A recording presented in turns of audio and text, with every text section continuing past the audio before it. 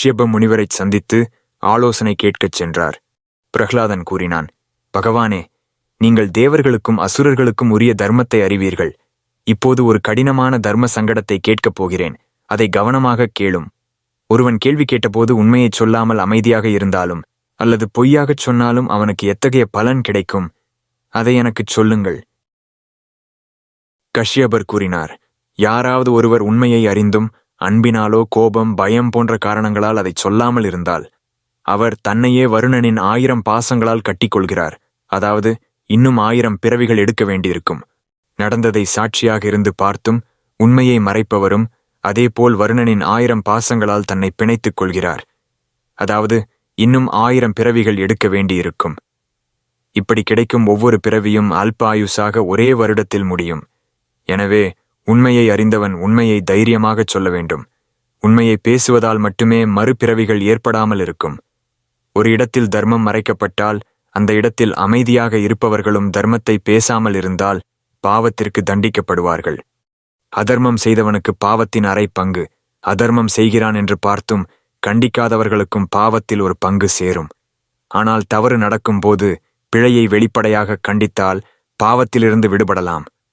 பிரஹ்லாதா, உண்மையை சொல் என்று கேட்ட பிறகும் பொய் சொல்லும் மனிதர்கள் தங்களது 7 தலைமுறைகளின் புண்ணியங்களையும் நாசம் செய்கிறார்கள்.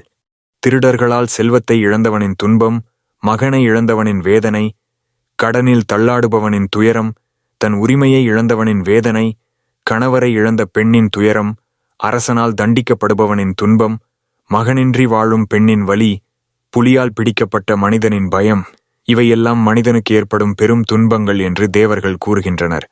இந்த அனைத்து துன்பங்களும் உண்மையை அறிந்தும் பொய் பேசுபவர்களை தாக்கும். உண்மை என்ன என்று பார்த்தவராக இருந்தாலும் கேட்டவராக இருந்தாலும் அதே துன்பங்களை அடைவார்கள்.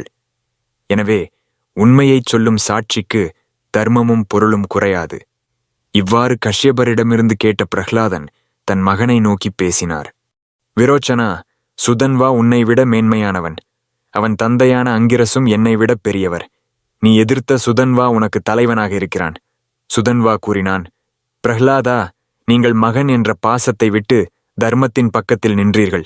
அதனால் உன் மகனை மன்னிக்கிறேன். அவன் 100 ஆண்டுகள் சுகமாக வாழ்வான்.